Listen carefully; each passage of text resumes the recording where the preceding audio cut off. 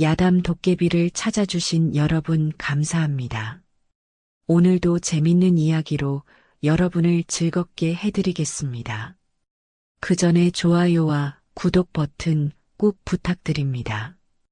그럼 시작할게요. 옛날 옛적 한양에서 사흘길쯤 떨어진 고을에 큰 기와집이 하나 있었다네. 그 집 안채에서는 석 달째 죽음의 그림자가 서서히 짙어지고 있었지. 마님 한씨가 열병으로 누워 있었던 것이다네. 돈 많은 사람이 또 있나 더 비싼 약이라도 구해와 한양에서 가져오는 약이라도 하지만 마님은 한양에서 가져오는 약은 값이 어떻다는 거야. 내 병을 고치는데 돈을 아끼라는 거냐? 당장 가서 구해와. 마님이 화를 낼 때마다 하인들은 벌벌 떨었고 온 집안이 쥐죽은 듯 조용해졌다네. 그런 마님의 모습을 보며 하인들은 속으로 한숨을 쉬었지만 감히 내색은 못했다네. 온갖 의원을 불러와도 마찬가지였다네. 이 병은 사기가 얽힌 것 같사옵니다. 귀신이 붙었나 싶어 손을 댈 수가 없겠습니다. 이런 증세는 처음 보는 것이라 의원들은 모두 진맥만 하고는 고개를 흔들며 나가버렸지. 하녀 초란이 약상을 들고 들어서자 한씨는 기력 없이 고개를 돌렸다네. 뼈만 남은 얼굴에 큰 눈만 동그랗게 떠 있는 모습이 귀신 같았지. 또 그런 쓴물을 마시라고 하는구나. 한씨의 목소리는 바스락거리는 낙엽소리만큼이나 가늘었다네. 지난달까지만 해도 집안 살림을 우렁차게 지휘하던 그 목소리는 온데간데 없었지. 그런데 그 모습을 담장 뒤에서 지켜보는 한 사내가 있었으니 그 사내가 바로 이 집 하인 덕세였다네. 키는 보통, 얼굴은 순박하고 말은 어눌하고 온 마을 사람들이 저 덕이 참 착하기는 한데 머리가 좀 하며 손가락을 돌돌 돌렸다네. 덕세는 어려서부터 이 집에서 자란 머슴이었다네.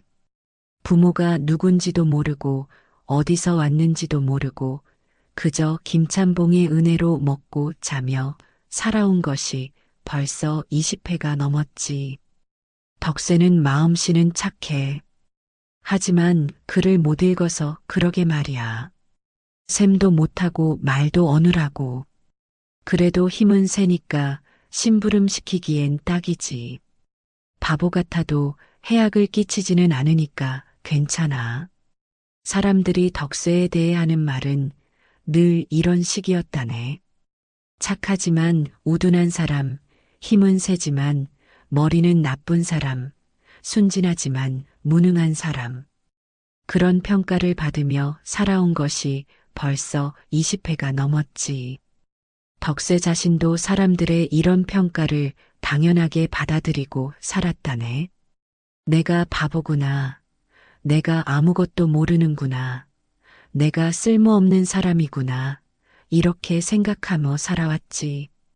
그런 덕세가 매일 밤 담장 뒤에 숨어서 마님의 창문을 바라보고 있었으니 다른 하인들이 보면 아이고 저 바보가 또 마님을 훔쳐보네.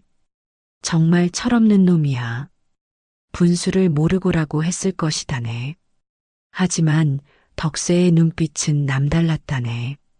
그저 넋놓고 바라보는 것이 아니라 무언가를 깊이 살피고 있었지.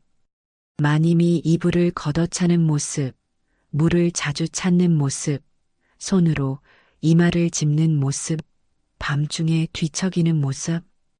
이 모든 것들을 유심히 관찰하고 있었다네.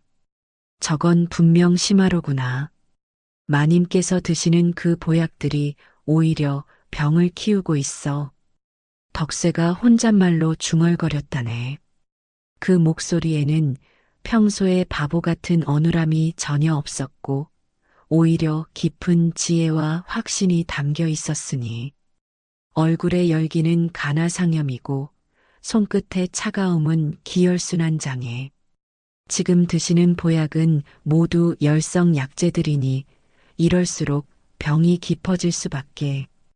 밤마다 식은땀을 흘리시는 것도 음원회열 증상이고 잠을 못 이루시는 것도 심신불안 때문이야. 이런 상태에서 인삼이나 녹용 같은 보약을 드시면 덕세는 마님의 증상을 하나하나 정확하게 파악하고 있었다네. 물을 자주 찾으시는 것도 내열로 인한 갈증이고 가슴이 답답해 하시는 것도 기체 증상. 이런 상태에서는 반드시 열을 식히고 기를 소통시키는 약을 써야 하는데, 덕세가 겉으로는 바보였지만 실은 산과 약초에 대해서는 하늘이 내린 재능을 가진 자였다네. 덕세는 어려서부터 뒷산을 누비며 살았다네. 다른 아이들이 글을 배울 때도 놀이를 할 때도 덕세는 혼자 산에서 시간을 보냈지. 처음에는 외로움을 달래려고 시작한 일이었지만 점점 산의 풀과 나무들이 친구가 되었다네. 온갖 풀과 나무를 만져보고 맛보고 냄새 맡으며 그 성질을 깨달았던 것이지. 봄에는 어떤 새싹이 돋고 여름에는 어떤 꽃이 피고 가을에는 어떤 열매가 있고 겨울에는 어떤 뿌리가 약효를 가지는지 이 모든 것들이 덕세에게는 하나의 큰 약방과 같았다네. 이 풀은 차가운 성질이라 열을 식히고 저 풀은 따뜻한 성질이라 기를 돋우고 이 나무 껍질은 소화를 돕고 저 뿌리는 혈액순환을 좋게 하고 마을 할아버지들이 덕세는 바보지만 산에서는 길을 잃지 않는다고 했던 것도 저놈은 이상하게 풀 이름만큼은 잘 안다고 했던 것도 덕세가 캐온 약초는 효험이 좋다고 했던 것도 다 그런 이유였다네. 하지만 덕세는 이 능력을 철저히 숨기고 있었다네. 왜냐하면 하인이 의술을 안다고. 그럼 양반님들 체면이 어떻게 되겠느냐? 천한 놈이 주제를 모르고 의원 흉내를 낸다고. 분수를 모르는 놈이군. 세상이 그런 세상이었으니까. 신분의 벽이 높고 계급이 엄격한 세상에서 하인이 의술을 안다는 것은 상상할 수도 없는 일이었다네. 그래서 덕세는 늘 바보인 척하며 살았던 것이지. 자신의 진짜 모습을 드러내면 오히려 해를 당할 것을 알고 있었으니까. 그날 밤도 덕세는 마님의 창문을 바라보고 있었다네. 마님이 또다시 열에 들떠 이불을 걷어차며 뒤척이는 모습을 보니 그 마음이 얼마나 안타까웠던지. 저렇게 고생하시는데 내가 아는 바로는 간단한 약초로도 충분히 나을 수 있는 병인데 덕세의 마음속에서는 복잡한 감정들이 소용돌이쳤다네. 도우려는 마음과 자신의 신분을 걱정하는 마음, 혹시 실수라도 하면 어쩌나 하는 불안한 마음. 하지만 마님의 고통스러워하는 모습을 더 이상 지켜볼 수가 없었다네. 이대로 두면 안 되겠다. 내가 나서야지. 덕세는 결심을 굳히고 몰래 뒷산으로 올라갔다네. 달빛 아래에서 국화와 연꽃잎, 박하와 생지황을 정성스럽게 캐어다가 집으로 돌아와 조용히 다렸지. 국화는 간화를 시키고 연꽃잎은 심화를 가라앉히고 박하는 열을 내리고 생지황은 음을 도충한다. 이 네 가지를 적당한 비율로 우려내면 덕세는 각 약재의 분량까지 정확하게 맞춰가며 정성스럽게 약차를 우려냈다네. 그 정성이 얼마나 깊었던지 새벽 3시까지 계속 끓이고 또 끓였지. 너무 진하면 안 되고 너무 연하면 효과가 없고 정확한 농도를 맞춰야 해.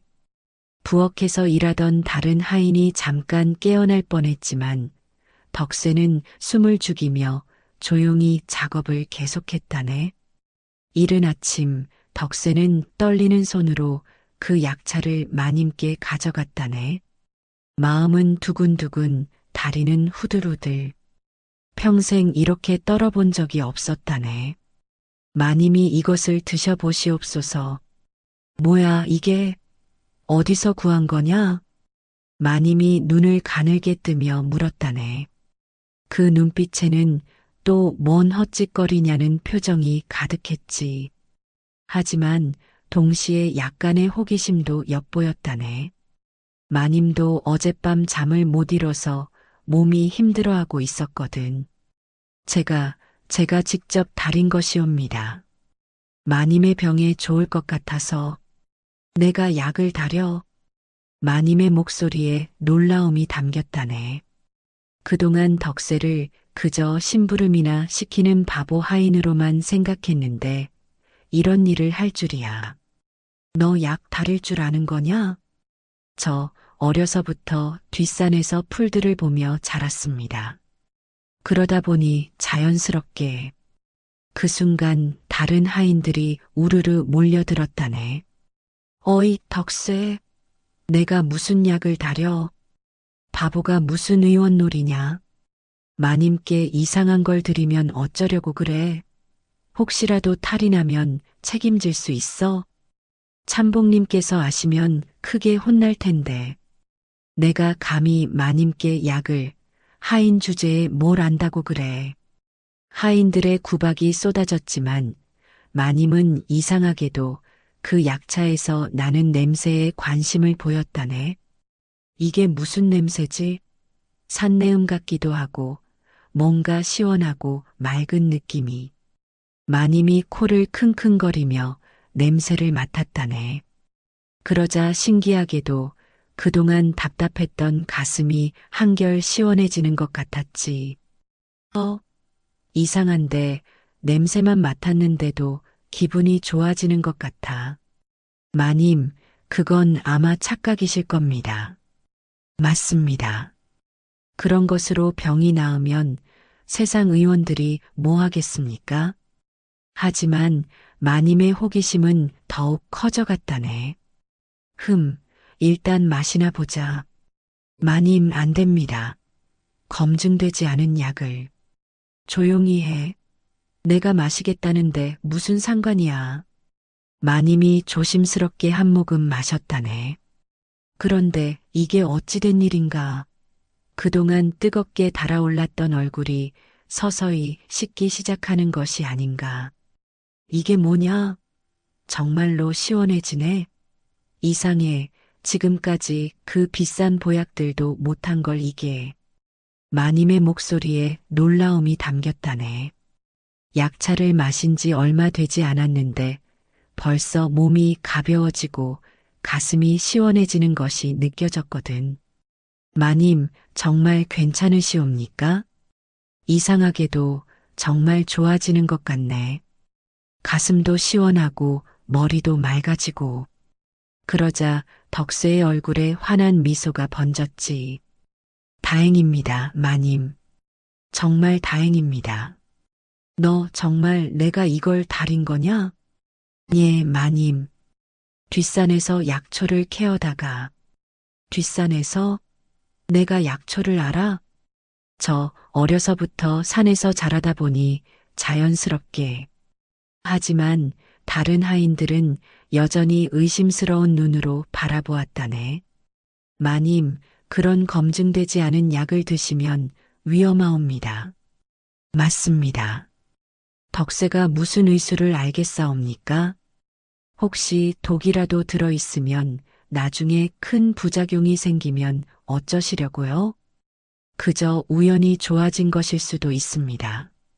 그런데 마님은 이미 마음을 정했다네. 조용히 하거라.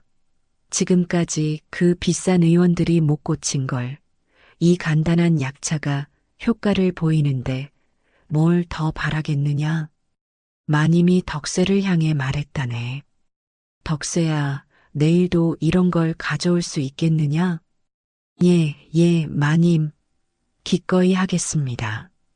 그럼 내일 저녁에 또 가져와라. 그리고 마님이 잠시 머뭇거리더니 말했다네. 다른 사람들한테는 이 일을 말하지 말거라. 알겠느냐? 예, 마님. 절대 말하지 않겠습니다. 그날 밤부터 덕세와 마님 사이에는 묘한 끈이 생겨났다네. 그리고 이것이 두 사람 운명을 완전히 바꾸는 시작이었지.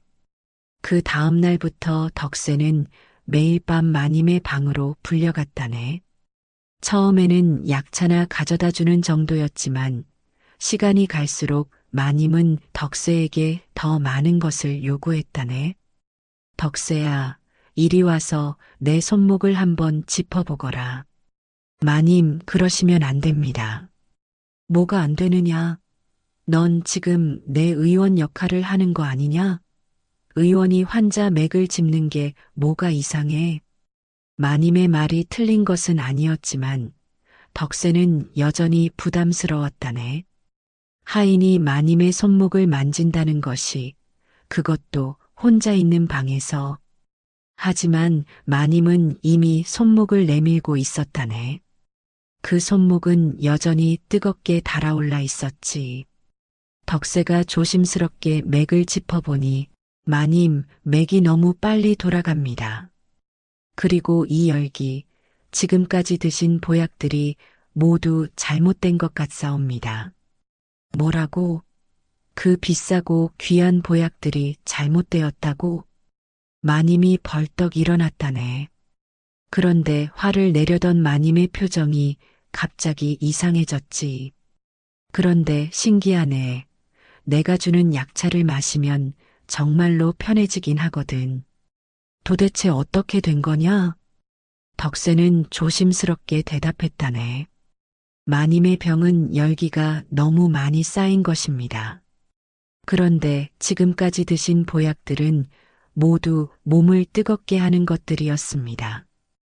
인삼, 녹용, 당귀, 계피, 이런 것들은 모두 따뜻한 성질이라. 그럼 넌 어떻게 그런 걸 알았느냐? 내가 언제부터 약재에 대해 알고 있었던 거야? 저는 어려서부터 산에서 자랐습니다. 부모님이 일찍 돌아가셔서 산에서 혼자 지낼 때가 많았는데, 그때 이웃 할아버지께서 이런저런 풀들의 성질을 가르쳐 주셨지요. 산에서 혼자 살았다고? 그럼 너는 부모가 누군지도 모르는 거냐? 마님의 목소리에 연민이 담겼다네. 자신도 어려서 부모를 잃었기에 덕세의 처지가 남의 일 같지 않았던 것이지. 예, 저는 누가 낳아주셨는지, 어디서 왔는지도 모릅니다. 그냥 이 집에서 자라게 되었고, 마님은 갑자기 덕세를 다른 눈으로 보기 시작했다네. 지금까지는 그저 우둔한 하인으로만 생각했는데, 이런 깊은 사연이 있었다니. 너 정말 바보가 맞느냐? 예, 저는 모든 분들이 그렇게 말씀하시니까. 아니다. 바보가 어떻게 이런 정확한 진단을 하겠느냐? 그 비싸고 유명한 의원들도 못한 걸. 그날 밤부터 마님은 덕세를 더 가까이 두기 시작했다네. 처음에는 약차나 끓여주는 하인 정도로 생각했지만 점점 더 많은 것을 의지하게 되었지. 덕세야, 오늘은 어떤 약초를 써볼 것이냐? 오늘은 국화와 민들레, 그리고 산수유를 우려내어 마님의 몸 상태를 보니 조금 다른 처방이 필요할 것 같습니다. 처방이라고? 너 정말 의원 같은 소리를 하네. 죄송합니다. 제가 주제를 모르고. 아니야, 계속 말해봐. 궁금하다. 마님의 태도가 완전히 달라지고 있었다네. 처음에는 바보놈이 무슨 약을 만든다고 했던 것이 이제는 이 사람이 정말 뭔가 대단한 걸 알고 있구나로 바뀌었지. 그런 걸 어떻게 다 알고 있는 거냐? 저도 잘 모르겠습니다. 그냥 풀들이 저에게 말을 거는 것 같습니다. 풀들이 말을 건다고? 예, 이 풀은 차갑고 저 풀은 따뜻하고 이 풀은 기를 돋우고 저 풀은 열을 내린다고 그런 것들이 자연스럽게 느껴집니다. 그럼 마치 타고난 재능 같은 거네? 모르겠습니다. 제가 무슨 재능이 있겠습니까? 마님의 눈빛이 점점 부드러워졌다네. 그리고 어느 날 밤에는 덕세야, 너무 멀리 앉지 말고 좀 더 가까이 와라. 마님 그러시면 뭐가 어떻다는 거냐? 내가 환자고 넌 의원이지 않느냐? 의원이 환자를 제대로 보려면 가까이서 봐야 하는 거 아니야? 마님이 덕세의 손을 잡았을 때 두 사람 모두 깜짝 놀랐다네. 마님의 손은 여전히 뜨거웠지만 덕세의 손은 시원했거든. 참 신기하네. 내 손은 왜 이렇게 시원하냐? 마치 약수터의 찬물 같아. 저도 모르겠습니다. 어려서부터 그랬습니다. 그럼 이것도 내가 약초를 잘 다루는 것과 관련이 있는 건가? 아마 그럴지도 모르겠습니다. 그날 밤 두 사람은 그렇게 손을 맞잡고 오랫동안 앉아 있었다네. 마님의 병은 점점 나아지고 있었지만 마님의 마음에는 다른 종류의 열기가 피어오르고 있었으니. 덕세야. 예, 마님. 너를 보고 있으면 뭔가 마음이 편해진다. 왜 그럴까? 저는 잘 모르겠습니다. 너는 참 신기한 사람이야. 겉으로는 바보 같지만 속으로는 누구보다 따뜻하고 그리고 지혜로워. 마님의 말에 덕세의 가슴이 뛰기 시작했다네. 평생 처음으로 누군가에게 인정받는 기분이었거든. 마님의 병이 눈에 띄게 나아지자 그동안 마님을 치료한다며 거금을 받아먹던 의원들이 위기감을 느끼기 시작했다네. 이상하다. 월집 마님의 병이 갑자기 나아지고 있다던데? 그럴 리가. 우리가 그토록 정성스럽게 치료했는데도 낫지 않던 병이 그게 말이 되나? 우리가 쓴 약이 얼마나 비싸고 귀한 건데. 혹시 우리가 모르는 다른 의원이 치료하고 있는 건 아닐까? 세 명의 의원이 머리를 맞대고 속삭였다네. 이들은 이 고을에서 가장 유명하다는 의원들이었지만 실은 돈에만 눈이 먼 놈들이었다네. 분명 뭔가 수상한 일이 벌어지고 있는 것 같은데. 그러게 말이야. 우리가 한 달에 100냥씩이나 받아가며 치료했는데 혹시 한양에서 유명한 의원이라도 온 건 아닐까? 아니면 우리 몰래 다른 약을 쓰고 있는 건 아닐까?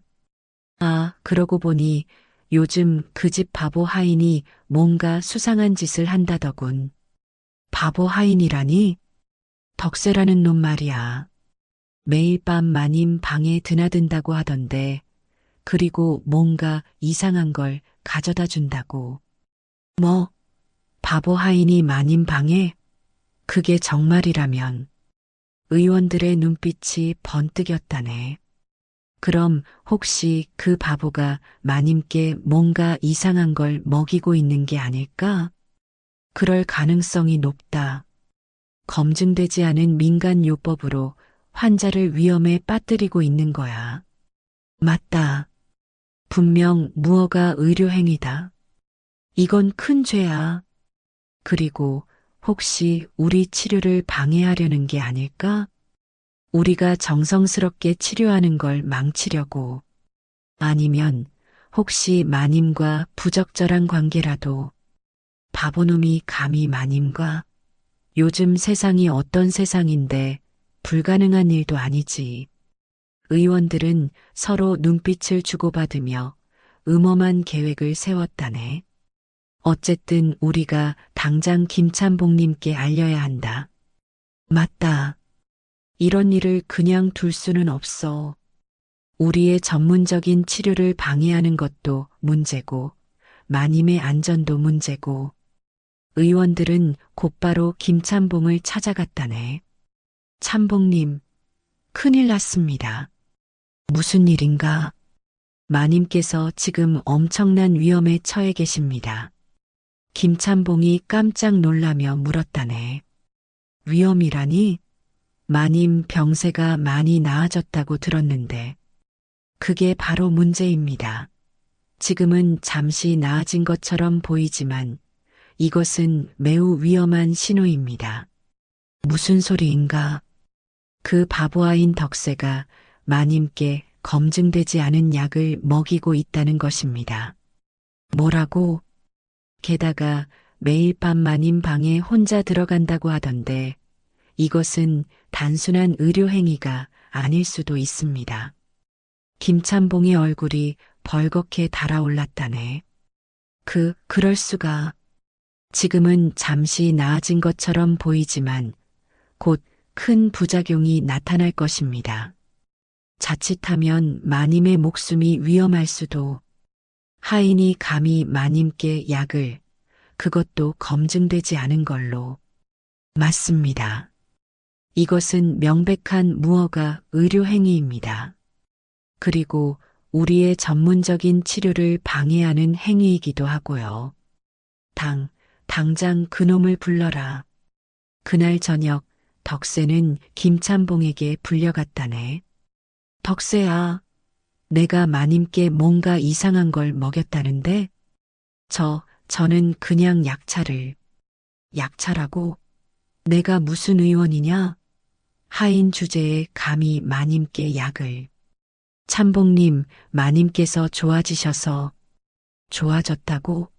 지금 당장은 그럴지 몰라도 나중에 큰 부작용이 생기면 어쩔 거냐? 그런 일은 없을 것입니다. 제가 정성스럽게. 조용히 해. 당장 그만두지 않으면 너를 관아에 고발하겠다. 참봉님, 마님께서 정말로 좋아지고 계시는데. 그리고 내가 매일 밤 마님 방에 들어간다는 것도 사실이냐? 그것은. 하인이 감히 마님과 단둘이 너 정말 죽고 싶은 거냐? 덕세는 절망적인 기분이 들었다네. 마님의 병이 이제 막 나아지기 시작했는데 하지만 더 큰 문제가 기다리고 있었다네. 그날 밤 덕세가 평상시처럼 약차를 들고 마님께 가려는데 덕세야, 어디 가는 거냐? 다른 하인들이 막아섰다네. 마님께서 약차를 기다리고 계십니다. 참봉님 명령이다. 오늘부터 너는 마님 방에 가면 안 된다. 하지만 무슨 명령이면 따라야지. 마님께서 아프신데. 그건 의원님들이 알아서 하실 일이다. 네가 나설 일이 아니야. 덕세의 가슴이 무너져 내렸다네. 그런데 더 큰 문제는 이틀 후에 벌어졌지. 마님이 갑자기 쓰러진 것이다. 마님. 하인들이 우왕좌왕했지만 마님은 깨어나지 않았다네. 얼굴은 다시 벌겋게 달아오르고 온몸에서 열기가 뿜어져 나왔지. 그동안 나아지던 증상들이 다시 악화되기 시작한 것이었다네. 어서 의원을 불러라. 새 의원이 달려와서 마님을 진찰했지만 이상합니다. 분명히 나아지고 있던 병이 왜 갑자기. 그러게 말입니다. 맥박도 엉망이고 열기도 더 심해졌고 혹시 무슨 부작용이 생긴 건 아닐까요? 이것 봐요. 우리가 뭐라고 했습니까? 그 바보놈이 이상한 걸 먹여서 이렇게 된 거라고. 이때 덕세가 나타났다네. 마님께서 어떻게 되셨습니까? 너는 가만히 있어. 내 때문에 이렇게 된 거야. 그게 아닙니다. 마님의 병은 꾸준히 치료해야 하는데 갑자기 끊어서. 하지만 덕세는 마님의 상태를 한번 보고는 곧바로 알아차렸다네. 마님의 병이 다시 깊어지고 있습니다. 이런 상태로 두면 정말 위험할 것입니다. 그러니까 내가 이상한 걸 먹여서 그런 거라고. 아닙니다. 제 약차를 끊어서 그런 겁니다. 마님의 병은 꾸준히 치료해야 하는데 갑자기 중단하면 더 악화됩니다. 너 정말 끝까지 거짓말을 하는구나. 그때 덕세의 머릿속에 번개가 쳤다네. 어려서 뒷산 할아버지가 했던 말이 생각났지. 깊은 병을 고치려면 평범한 약초로는 안 된다. 북산에 천년초라는 신령한 풀이 있는데 그것만이 진짜 깊은 병을 고칠 수 있다. 하지만 그 약초는 아무나 구할 수 있는 게 아니야. 진심으로 누군가를 살리고자 하는 마음이 있어야만. 북산에 가야 한다. 뭐라고? 마님의 병을 완전히 고치려면 북산에 있는 천년초가 필요합니다. 천년초라니? 그런 게 정말 있는 거냐?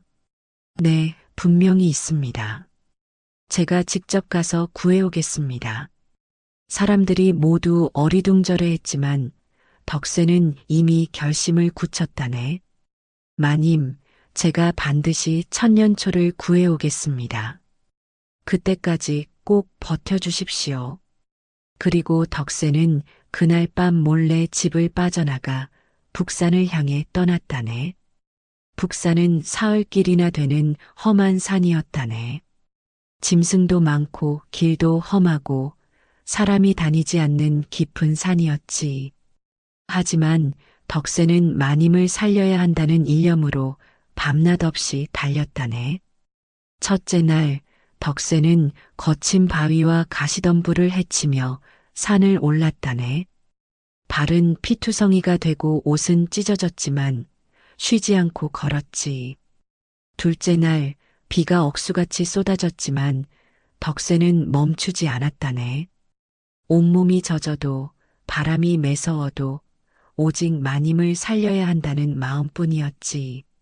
셋째 날 저녁 덕세는 마침내 북산 깊숙한 곳에 있는 동굴을 발견했다네. 그 동굴 앞에는 백발이 휘날리는 도사 한 분이 앉아 있었지. 어디서 온 젊은이인가? 도사님, 알고 있다. 너는 사람을 살리러 온 의원이로구나. 도사의 눈빛이 깊고 따뜻했다네. 마치 모든 것을 꿰뚫어 보는 것 같았지. 도사님, 북산에 천년초라는 약초가 있다고 들었는데 천년초를 찾는 이유가 무엇인가?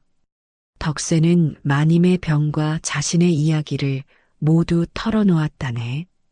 자신이 어떻게 마님의 병을 알아차렸는지, 어떻게 치료했는지, 그리고 지금 얼마나 위험한 상황인지 도사는 고개를 끄덕이며 들었지.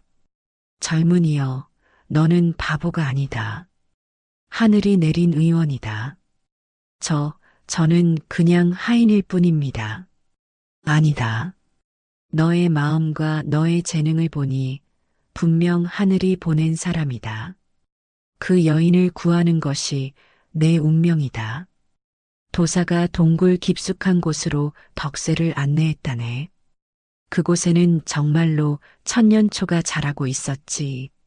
신비로운 빛을 내며 자라는 그 풀을 보는 순간 덕세는 전신의 전율이 일었다네.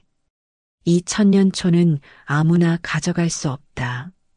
하지만 너에게는 허락하겠다. 왜냐하면 내 마음이 진실하기 때문이다. 도사는 천년초를 캐는 법과 올바른 조제법까지 자세히 가르쳐 주었다네. 이 약을 다릴 때는 반드시 마음을 비우고 그 사람을 향한 진심만 담아야 한다. 그래야 진정한 효험이 있을 것이다. 그리고 기억하거라. 진짜 의원은 병만 고치는 게 아니라 마음도 고치는 것이다. 덕세는 천년초를 얻어가지고 급히 집으로 돌아왔다네. 덕세가 사흘 만에 돌아왔을 때 마님의 상태는 정말로 위험한 지경에 이르러 있었다네. 마님. 덕세가 마님의 손을 잡으니 그 손이 불덩이처럼 뜨거웠다네. 맥박은 실처럼 가늘고 빨랐고 숨소리도 가빠졌지. 어서 천년초를 다려야 한다. 덕세는 밤새워 천년초를 정성스럽게 다렸다네. 도사의 말대로 마음을 비우고 오직 마님을 살리고 싶다는 진심만 담았지. 그 정성이 얼마나 깊었던지 천년초를 우린 물에서 신비로운 향기가 피어올랐다네. 이른 아침 덕세는 그 약을 마님께 조심스럽게 먹였다네. 마님, 이걸 드시면 분명 나으실 겁니다. 북산 도사님께서 직접 주신 천년초입니다. 마님이 천년초 우린 물을 한 모금 마시자 신기한 일이 벌어졌다네. 그동안 벌겋게 달아올랐던 얼굴이 서서히 정상으로 돌아오기 시작한 것이었지. 이게 뭐냐? 몸이 이렇게 편해지다니 마치 새로 태어나는 것 같아. 마님이 벌떡 일어나 앉았다네. 그러자 덕세의 눈에서 기쁨의 눈물이 흘러내렸지. 마님, 정말 다행입니다. 정말로 다행입니다. 덕세야, 내가 정말로 나를 살린 거구나. 북산까지 가서. 그런데 마님의 얼굴이 갑자기 붉어지기 시작했다네. 병 때문이 아니라 다른 이유로. 덕세야, 가까이 와라. 마님, 내가 나를 위해 이렇게까지 해주다니 목숨을 걸고 북산까지 가서 나는. 마님이 덕세의 손을 꼭 잡았다네. 그 순간 두 사람 사이에 전해지는 따뜻한 기운이 있었지. 마님, 나도 이제 알겠다. 너는 바보가 아니야. 너는 하늘이 내게 보내준 사람이야. 마님, 그리고 나도 너를. 그때였다네. 갑자기 문이 벌컥 열리며 의원 3인방이 들이닥쳤지. 마님, 큰일 났습니다. 뭐가 큰일이라는 거냐? 그 바보놈이 또 이상한 약을 들였군요. 지금 마님 얼굴이 피를 토하기 전 상태입니다. 의원들이 호들갑을 떨며 소리쳤다네. 뭐라고? 피를 토한다고? 김찬봉도 달려와서 덕세를 노려보았지. 이놈, 정말로 마님을 해치려는 거였구나. 아닙니다. 마님께서는 이제 완전히 나으셨습니다. 거짓말 마라. 지금 마님 얼굴이 피를 토할 것 같이 빨갛지 않느냐? 그건 병 때문이 아니라. 사람들이 웅성거리기 시작했다네. 그런데 이때 마님이 벌떡 일어나 소리쳤지. 모두 조용히 하라. 마님, 내가 직접 말하겠다. 덕세는 나를 해친 것이 아니라 살린 것이다. 사람들이 모두 어리둥절해 했다네. 지금 내 얼굴이 빨간 것은 병 때문이 아니다. 그동안 너무 많은 잘못된 약을 먹어서 몸이 정화되는 과정이고 또한 마님이 잠시 머뭇거리더니 결심한 듯 말했다네. 또한 내 마음이 설레기 때문이다. 마님, 너희들이 지금까지 나에게 준 약들이 모두 잘못된 것이었다. 덕세만이 내 병의 진짜 원인을 알고 있었어. 마님이 의원들을 향해 날카로운 눈빛을 보냈다네. 그리고 덕세는 내 병을 고치기 위해 목숨을 걸고 북산까지 갔다 왔다. 너희들은 그동안 뭘 했느냐? 의원들의 얼굴이 새하얗게 질렸다네. 그럴 리가 무엇이냐? 내가 거짓말하는 줄 아느냐? 내 몸의 일을 누가 더 잘 알겠느냐? 하지만 그는 하인이고, 하인이면 어떻고 양반이면 어떠냐? 진짜 실력이 있는 사람이 진짜 의원이지. 그때 갑자기 멀리서 나팔 소리가 들려왔다네. 뭔가 중대한 일이 벌어지고 있었던 것이지. 나팔 소리와 함께 한 무리의 관병들이 김찬봉 댁으로 들이닥쳤다네. 그 앞에는 금관을 쓴 어사또가 위풍당당하게 서 있었지. 어사 또 나리셨다. 모든 사람들이 땅에 엎드렸다네. 어사또가 위험 있는 목소리로 말했지. 덕세라는 자가 여기 있느냐? 예, 예, 여기 있사옵니다. 덕세가 벌벌 떨며 앞으로 나왔다네. 임금님께서 너를 부르신다. 임금님께서 저를요? 그렇다. 내 소문이 대궐까지 들렸다. 뛰어난 의술로 사람을 살렸다고 하더라. 저는 그저 어서 따라오라. 사람들이 모두 깜짝 놀랐다네.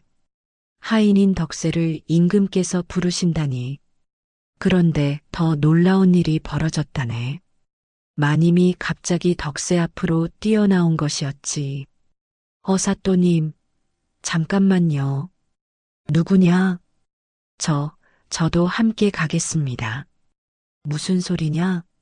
임금님께서 부르신 것은 덕세뿐이다. 아닙니다. 저도 궁궐에 가야 할 사람입니다. 마님의 목소리에 이상한 위험이 담겨 있었다네. 어사또가 마님을 자세히 보더니 깜짝 놀랐지. 혹시 당신이? 맞습니다. 저는 월진 공주입니다. 공주님이시라고. 모든 사람들이 기절할 뻔했다네. 월진 마님이 공주였다니. 저는 폐위된 왕의 외동딸 월진 공주입니다. 3년 전 왕실의 변란으로 피신해 이곳에서 숨어 지내고 있었습니다. 어사또가 무릎을 꿇었다네. 공주님, 신이 몰라보았사옵니다. 됐습니다. 지금은 그런 게 중요한 게 아니에요. 덕세와 함께 대궐로 가야 합니다. 김참봉과 의원들은 얼굴이 새하얗게 질렸다네. 공주를 몰라보고 함부로 대했으니 그렇게 덕세와 월진 공주는 함께 대궐로 향했다네. 대궐에 도착하니 임금께서 직접 나와 계셨다네. 덕세로구나? 예, 전하. 내 소문을 들었다. 뛰어난 의술로 사람을 살렸다고 하더라. 그것도 아무도 고치지 못한 병을. 저는 그저 겸손하지 마라. 그런데 너의 출생에 대해 알고 있느냐? 덕세가 고개를 갸우뚱했다네. 저는 그냥 하인일 뿐입니다. 아니다. 너는 전설의 어의 정문유 박씨의 아들이다. 뭐라고요? 임금께서 자세히 설명해 주셨다네. 덕세의 아버지는 선왕 때 최고의 어이였는데 왕실의 변란 때 아들을 안전한 곳에 숨겨두고 자신은 목숨을 잃었다는 것이었지. 내 아버지는 나의 아버지 선왕을 끝까지 모셨던 충신이었다. 그리고 의술로는 천하제일이었지. 그런 분의 아들이 하인으로 살고 있었다니. 전하, 그러니까 너는 원래 왕실어의 집안의 자손이다. 내 재능은 하늘이 내린 것이 아니라 피 속에 흐르는 것이었다. 덕세가 눈을 동그랗게 떴다네. 자신이 바보놈이 아니라 의원 집안의 아들이었다니. 그리고 월진 공주. 임금께서 월진 공주를 바라보셨다네. 내 아버지는 변란 때 억울하게 누명을 쓰셨다. 이제 그 누명을 벗겨주고 너의 아버지의 명예를 회복시켜 주노라. 이제 다시 왕실로 돌아오거라. 전하. 그리고 덕세야, 너는 이제 내 어이가 되어라. 내 아버지의 뒤를 이어 왕실을 지켜달라. 전하의 은혜에 감사합니다. 그리고 임금께서 잠시 멈추시더니 미소를 지으셨다네. 너희 둘의 혼인을 허하노라. 어이와 공주, 참으로 좋은 인연이로구나. 저희가 두 사람이 동시에 소리쳤다네. 그리고 서로를 바라보며 환하게 웃었지. 덕세야, 공주님, 이제는 그냥 월진이라고 불러줘. 우리는 이제 같은 처지야. 저는 저는 여전히 바보 같은데. 바보가 어떻게 내 병을 고쳤겠어? 넌 하늘이 내린 의원이야. 그리고 하늘이 내게 보내준 사람이야. 두 사람이 손을 맞잡았을 때 대궐 앞 모든 사람들이 박수를 쳤다네. 그리고 그 악독한 의원 3인방은 거짓 진료로 사람들을 속인 죄로 모두 유배를 떠났다네. 김찬봉도 하인을 제대로 대우하지 않고 공주를 몰라본 죄로 벌을 받았고, 덕세는 왕실 어이가 되어 많은 사람들을 치료했고, 월진 공주와 함께 백년가약을 맺었다네. 두 사람은 병든 사람들을 고치는 일에 평생을 바쳤지. 자, 이렇게 해서 바보 덕세와 속물마님의 이야기가 끝났다네. 참으로 기묘하고 감동적인 이야기였지 않은가. 바보로 여겨졌던 덕세는 실은 하늘이 내린 의원이었고, 속물로 여겨졌던 마님은 실은 고귀한 공주였다니. 하지만 더욱 중요한 것은 이것이다네. 덕세는 마님의 몸만 고친 것이 아니라 마음도 고쳤다는 것을. 그리고 마님도 덕세의 숨겨진 재능과 진심을 알아봐 주었다는 것을. 진짜 사랑이란 겉모습이나 신분이 아니라 진심을 보는 것이고, 진짜 재능이란 남에게 인정받기 위한 것이 아니라 다른 사람을 도우려는 마음에서 나오는 것이라네. 이 세상에는 덕세처럼 숨겨진 재능을 가진 사람들이 얼마나 많은가. 겉으로는 평범해 보이지만 따뜻한 마음과 순수한 열정을 가진 사람들 말이야. 그런 사람들은 언젠가 반드시 빛을 보게 되어 있다네.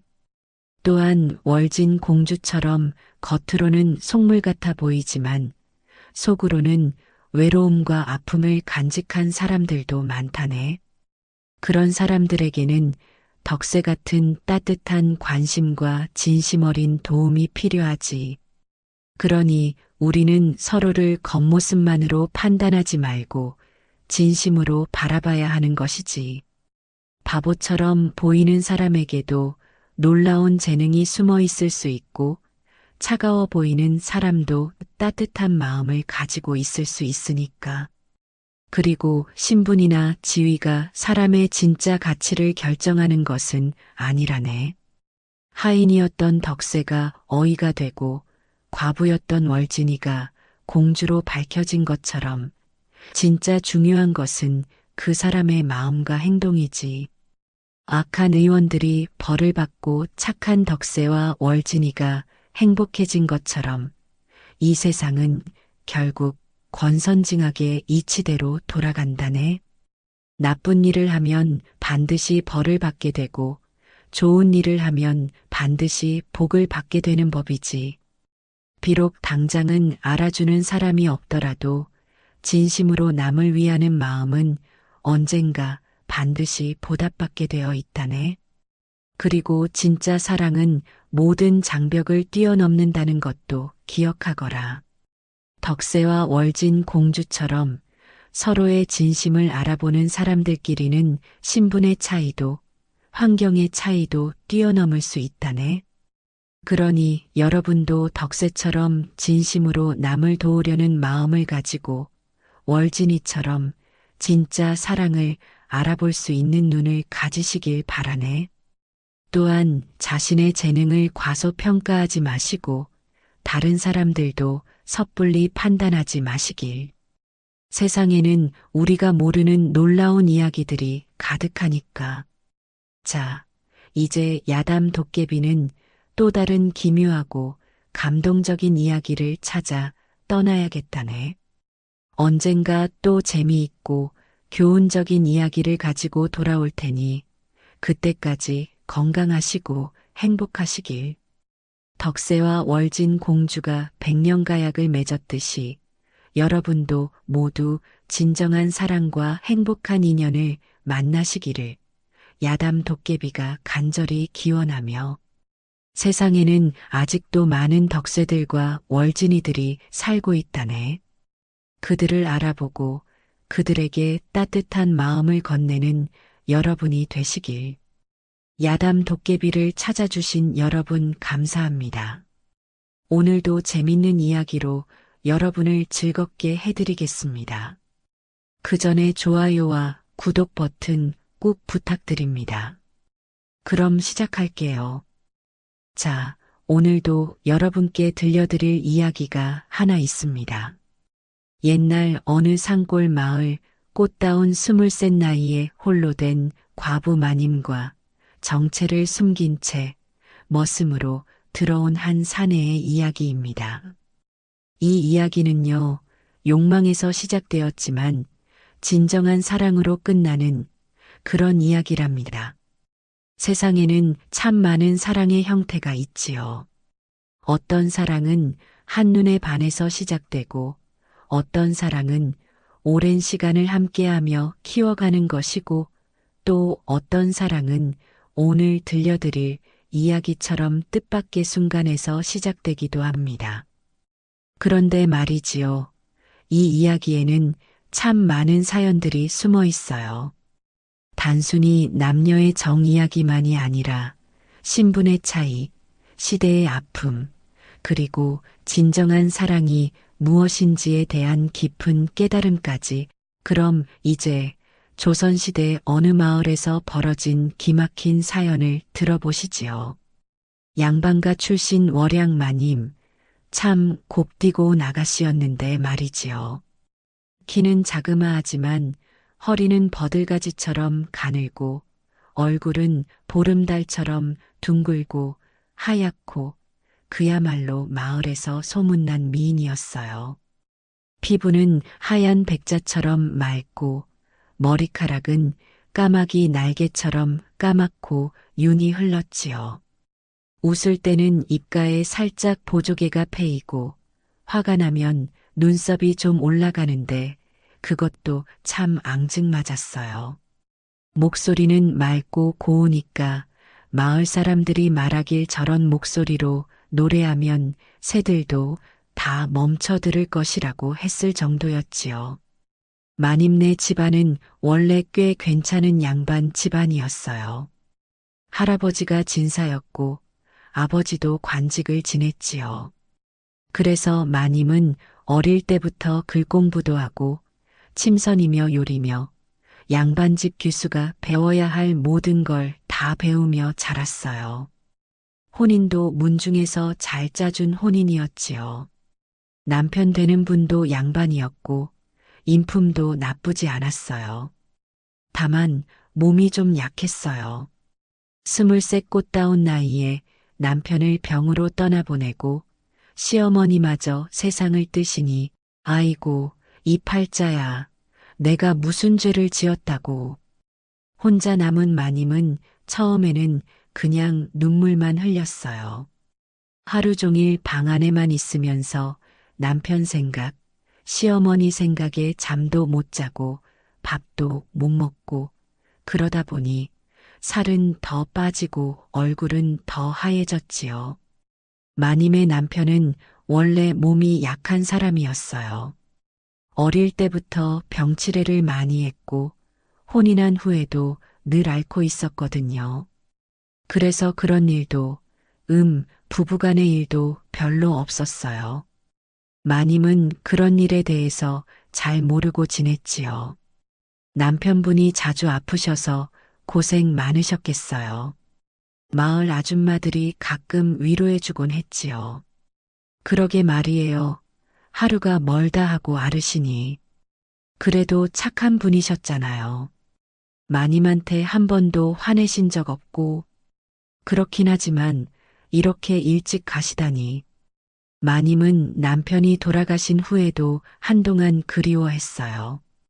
비록 몸은 약했지만 마님을 아껴주던 사람이었거든요. 하지만 세상 일이라는 게 그렇잖아요.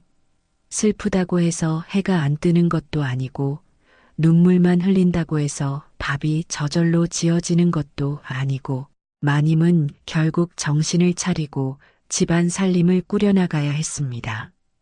그런데 문제가 뭐냐 하면 양반집 교수로 자란 마님이 농사일이며 집안일을 어떻게 다 혼자 할 수 있겠어요? 이러다가는 굶어 죽겠구나. 마님네 집은 그리 크지는 않았지만 꽤 괜찮은 집이었어요. 사랑채도 있고 안채도 있고 뒷뜰에는 텃밭도 있고 하지만 혼자서는 도저히 감당할 수 없는 규모였지요. 처음에는 마을 아줌마들이 도와주었어요. 마님, 우리가 좀 도와드릴게요. 밭일은 저희가 해드릴 테니까 걱정 마세요. 하지만 그것도 한계가 있었어요. 아줌마들도 각자 자기 집안일이 있으니까요. 그래서 마을 이장님께 부탁해서 마을에 새로운 장돌이라는 머슴을 들이게 되었지요. 마님, 괜찮은 머슴 하나 있긴 한데 좀 나이가 있어요. 나이야 상관없어요. 일만 잘하면 되니까요. 그런데 말이 좀 없어요. 과묵한 편이라. 그것도 괜찮아요. 오히려 더 좋죠.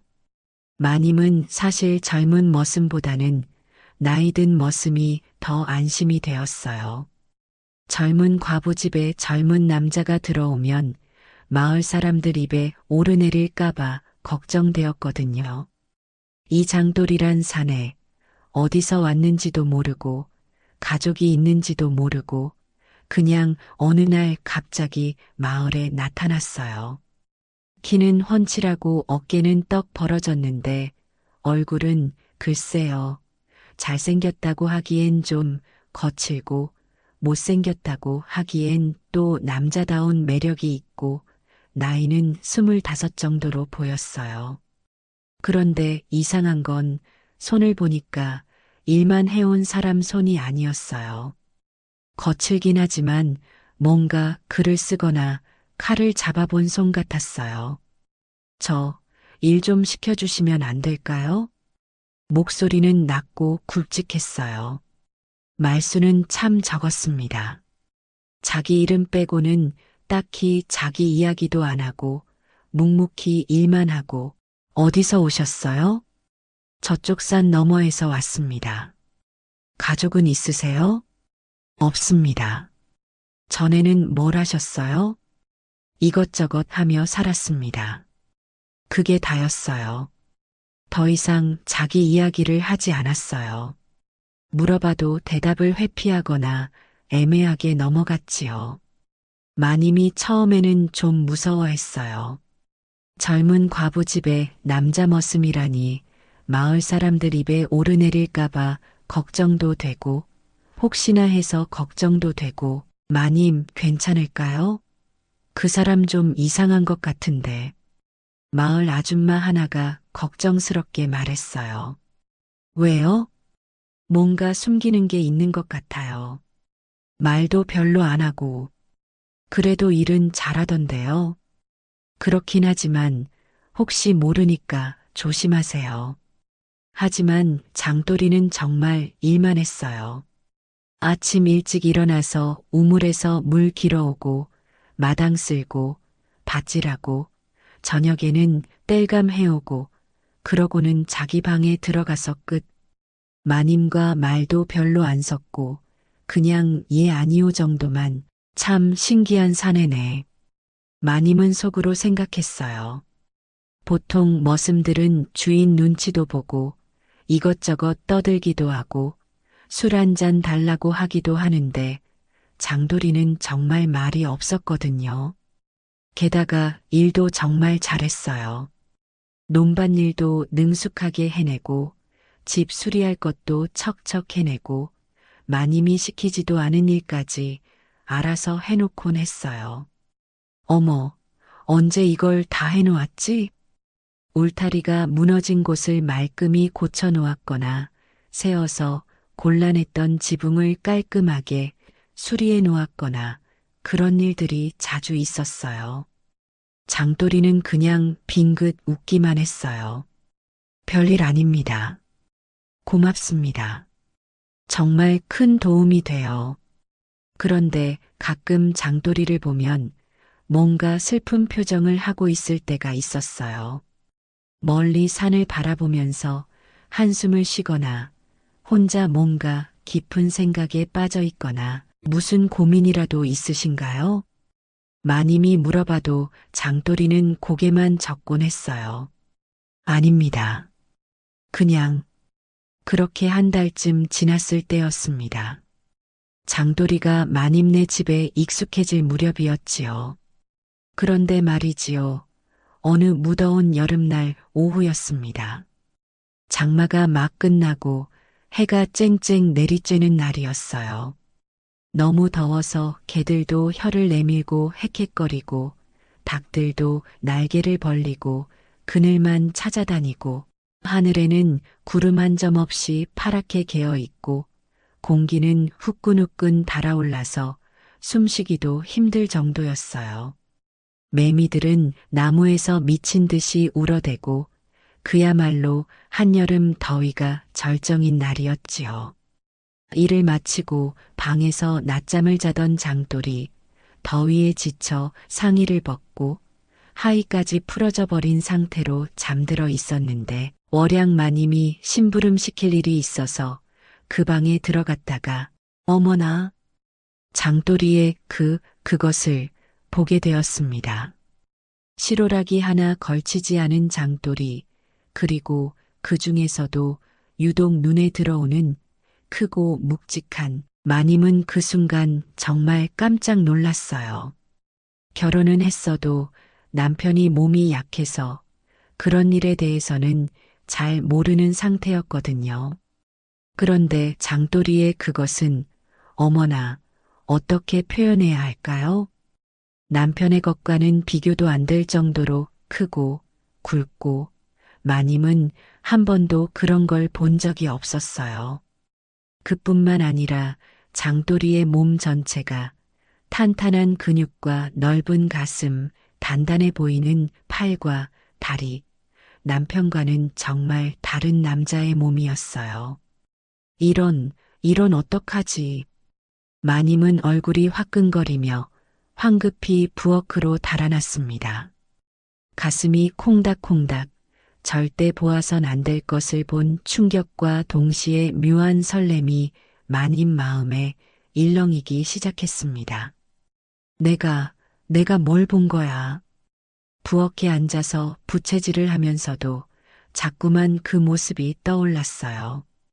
크고 굵고 아니야. 이런 생각하면 안 돼. 스스로를 타이르면서도 자꾸만 생각나는 거예요. 마님은 부끄러운 마음에 물동이에 얼굴을 담그기도 하고 찬물로 얼굴을 씻기도 했지만 소용없었어요. 자꾸만 그 모습이 떠올랐거든요. 더 이상했던 건 그 후로 장돌이를 보는 눈이 달라진 거예요. 평소에는 그냥 머슴으로만 봤는데 이제는 한 남자로 보이기 시작한 거예요. 일할 때 흘리는 땀방울, 무거운 걸 들 때 붉어지는 근육, 진지한 표정으로 일에 집중하는 모습, 모든 게 새롭게 보였어요. 그날 저녁 밥상을 차릴 때도 장돌이가 수고하셨습니다 하고 인사할 때도 자꾸만 그 모습이 떠올라서 얼굴이 빨개졌어요. 마님, 어디 몸이 아프신가요? 얼굴이 빨갛네요. 아니야, 괜찮아. 그냥 더워서. 장돌이는 마님이 왜 그러는지 모르겠다는 표정이었지요. 그럼 부채라도 하나 구해다 드릴까요? 아니야, 괜찮다고 했잖아. 마님이 갑자기 소리를 지르자 장돌이는 깜짝 놀랐어요. 죄송합니다. 아니야, 내가 미안해. 그냥 더워서 그래. 그날 밤 마님은 잠을 이룰 수가 없었어요. 자꾸만 장돌이의 모습이 떠오르고 특히 그것이 내가 미친 건가 어떻게 이런 생각을. 하지만 어쩔 수 없었어요.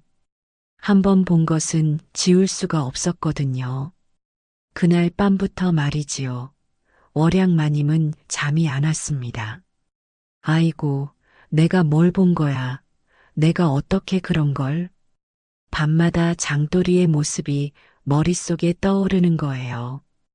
부끄러워하면서도 자꾸만 그 방 앞을 서성이고 이상했어요.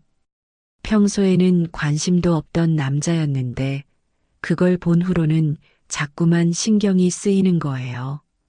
장돌이가 일하는 모습을 보면 크고 단단한 어깨, 굵직한 팔뚝, 땀에 젖은 등판, 그런 것들이 전에는 눈에 들어오지 않았는데 이제는 자꾸만 보게 되는 거예요. 내가 왜 이러지? 며칠이 지나도 마찬가지였어요. 낮에는 그럭저럭 다른 일 하느라 정신이 없는데 밤만 되면 또 그 생각이 나는 거예요. 이건 아니지, 이건 아니야. 스스로를 다독이면서도 호기심이라는 게 참 무서운 거예요. 한번 보고 나니까 자꾸만 또 보고 싶어지는 거예요. 그러던 중에 마을에서 작은 일이 하나 생겼어요. 옆집 영감님이 술에 취해서 넘어져 다쳤다는 소식이었지요. 마님, 잠깐 도와주실 수 있나요? 옆집 아줌마가 급하게 찾아왔어요. 그럼요, 당연하지요. 마님은 급히 옆집으로 갔어요. 영감님은 다리를 다쳐서 끙끙거리고 있었고, 아줌마는 어찌할 바를 모르고 있었어요. 의원을 부르셔야 할 것 같은데요. 그런데 의원이 다음 마을에 있어서 누가 좀 다녀와 줘야 하는데, 장돌이한테 부탁해 볼게요. 마님은 집으로 돌아가서 장돌이에게 부탁했어요. 다음 마을까지 의원을 모셔와 줄 수 있겠어요? 물론입니다. 지금 바로 다녀오겠습니다. 장돌이는 말에 올라타고 급히 떠났어요. 다음 마을까지는 왕복으로 하루가 걸렸지요. 그날 밤 마님은 혼자 집에 있게 되었어요. 장돌이가 없으니까 왠지 허전했어요. 내가 왜 이런 생각을 하지? 그런데 문득 장돌이 방에서 뭔가 냄새가 나는 거예요. 술 냄새였어요. 장돌이가 술을 마셨나?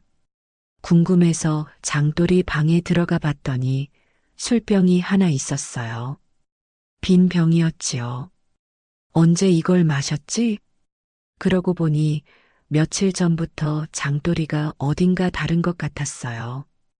평소보다 말수가 더 적어지고 어딘가 심각한 표정을 하고 있고 무슨 고민이라도 있나? 마님은 갑자기 장돌이가 걱정되었어요. 혹시 자신 때문에 불편해하는 건 아닐까? 자신이 너무 신경 쓰는 티가 났나? 그러던 어느 날이었습니다. 마님이 혼자 부엌에서 저녁을 준비하고 있는데 문득 술단지가 눈에 들어왔어요. 남편이 살아있을 때 명절이나 제사 때 쓰던 좋은 술이었지요. 이걸로 하면 마님은 몰래 술단지를 꺼내서 장돌이 방에 술상을 차려놓았어요. 그리고 자기 겉옷까지 벗어서 그 위에 두고 나왔어요. 내가 지금 뭘 하고 있는 거야? 하지만 이미 늦었어요. 마음은 이미 정해져 있었거든요. 사실 마님도 잘 몰랐어요. 자기가 왜 그런 행동을 하는지 그냥 충동적으로 뭔가에 이끌려서 마님은 그날 밤 내내 가슴이 뛰었어요.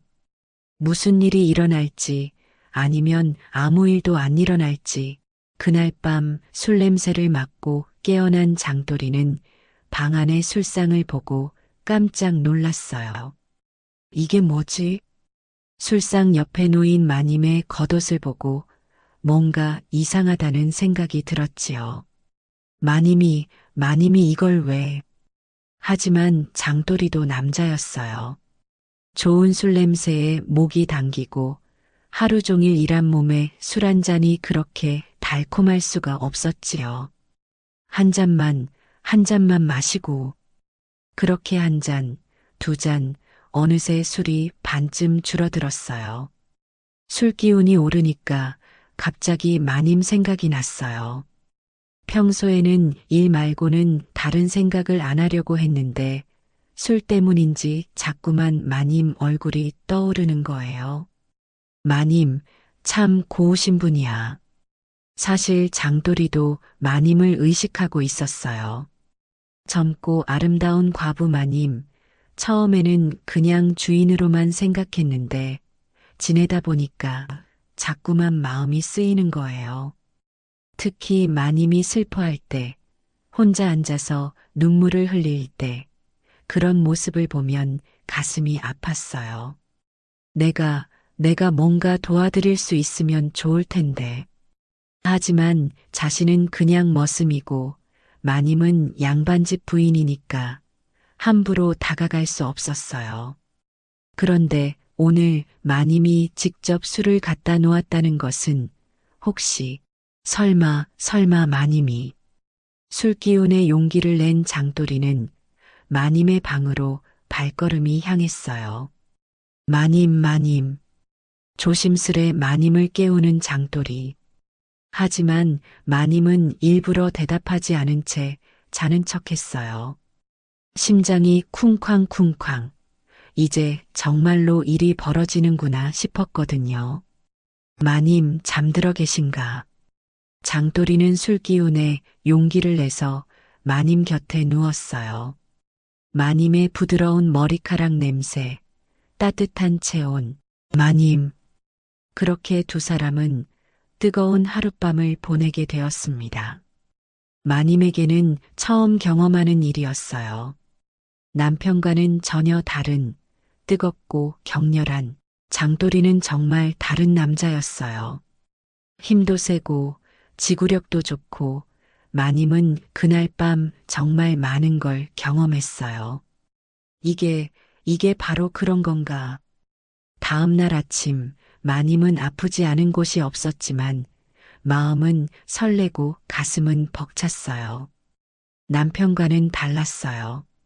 남편은 몸이 약해서 그런 일도 별로 없었고 있어도 금방 끝났는데 장돌이는 달랐어요.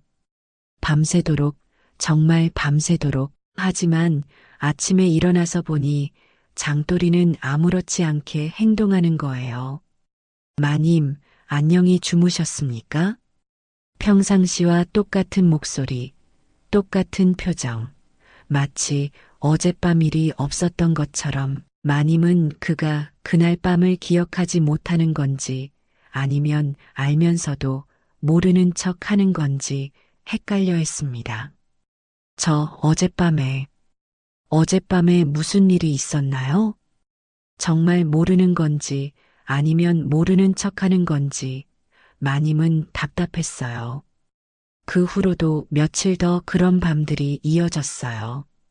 마님이 술을 준비해 놓으면 장돌이가 마시고 그리고 마님의 방으로 와서 하지만 아침에는 언제나 아무 일 없던 것처럼 행동했어요. 마님은 점점 혼란스러워졌어요. 이 사람이 나를 좋아하는 건지 아니면 그냥 몸만 원하는 건지 내가 지금 뭘 하고 있는 거지. 그런데 신기한 건 장돌이와 그런 관계를 가진 후로 마님의 마음이 조금씩 밝아지기 시작한 거예요. 예전처럼 하루 종일 울고만 있지는 않게 되었어요. 내가 다시 살아가고 있는 건가?